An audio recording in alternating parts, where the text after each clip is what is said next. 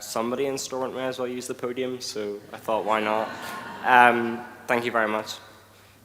6 months ago, I tried to kill myself, but I felt dead for far longer than that. I don't remember the day the old me died. Part of me wonders if it was quick, that I was here one day and gone the next, or was it a creeping fate? A gradual erosion until I forgot there was ever a difference. The potency of mental illness lies in the fact that it tricks your mind into believing that you aren't sick, that it's the world around you that's changing. You look around your house, the furniture's the same, everything is exactly as you left it, nothing is out of place, but the light is just slightly dimmer than it used to be.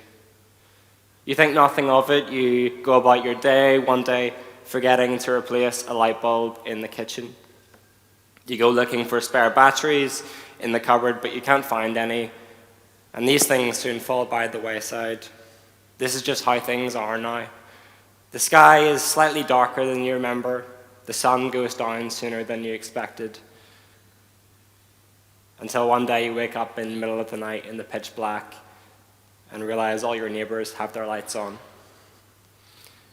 This wave of loneliness hits, a sense of inadequacy, of shame, that everyone else has their life together, that everyone is content, and you just can't find the light like you used to. When we talk about suicide, we always do so from a distance. We ask ourselves what sequence of events led to this decision. If they reached out for help, if there was something that someone could have done.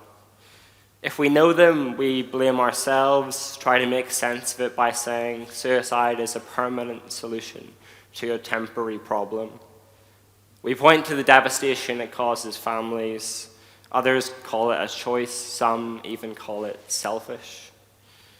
Whenever I was hospitalized, people told me that people who really want to die don't attempt and fail, that it was a cry for help, that it was selfish, that if you really wanted to kill yourself, we wouldn't be able to stop you.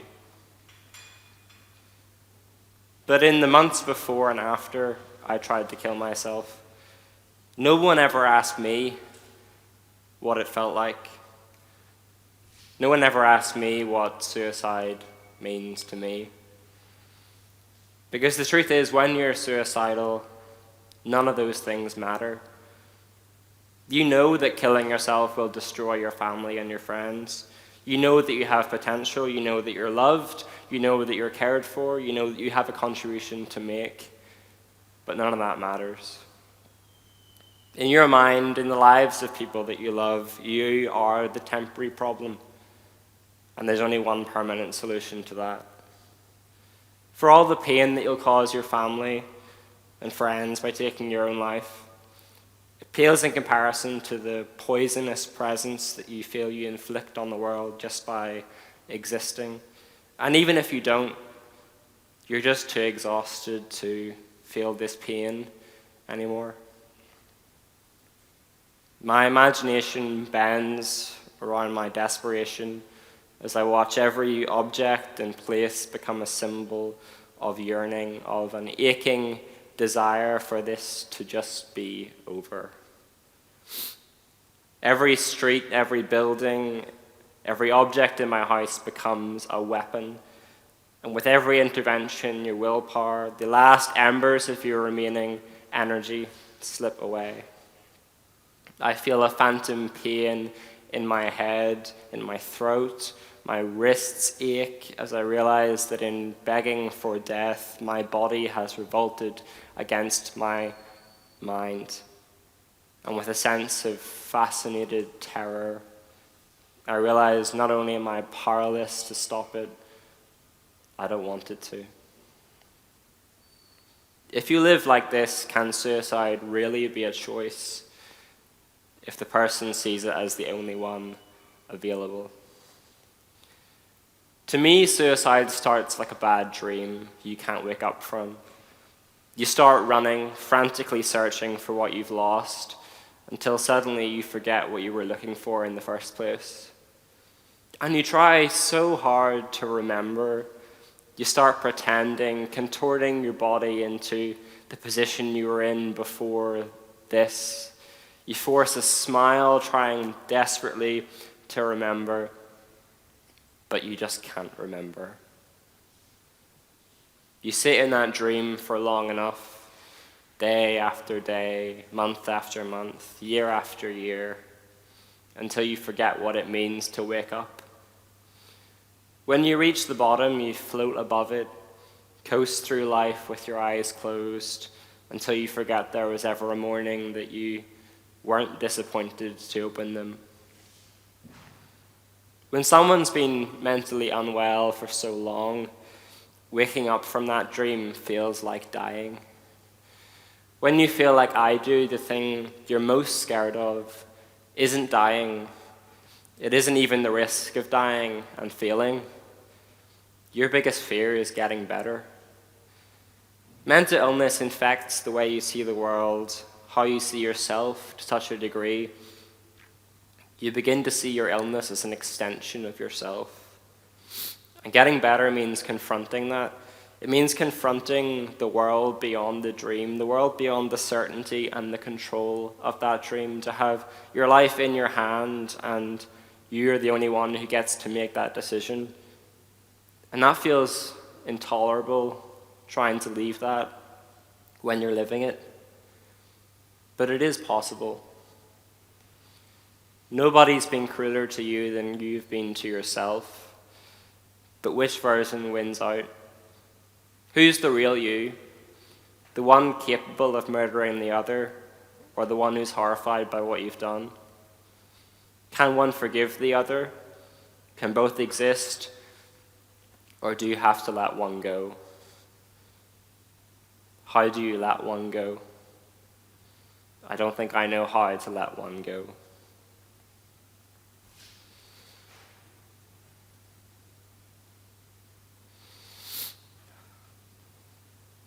The fear of recovery, to me, stems from being haunted by someone who's still alive. Every place you go, every person you meet is marked by the old version of yourself. Your life is cut down the middle in two, from before and after you attempt. And you wonder if you can ever find the old version of yourself again, or if you even want to. I can't pretend that I've figured any of this out. I'm still struggling, and every day still feels impossible. I'm still visited by temptations every day of ending my life. But the one thing that stays with me is that I have a purpose again. And my purpose is to make you understand. To make you understand what the reality of a suicidal person's experience is. Because that's all someone like me wants. Someone who understands.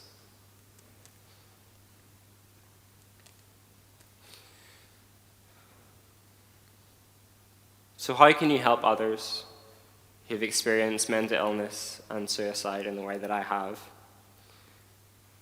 Start by listening to them. They don't want you to tell them that they're selfish. They don't want you to tell them to think of their family. They don't want you to tell them that this is temporary, that you can get through this, that this is just a bump in the road. They just want someone to understand. Someone to sit in the dream with them and not judge them for wanting it. They need a reminder of what they're looking for. And that can be you, just by being there with them. Suicide isn't a scary word that should be spoken quietly. Its dictionary entry is proof that people want to understand it, to make sure we don't face it alone. Together, we can help to make sure that no one has to face it alone. Thank you.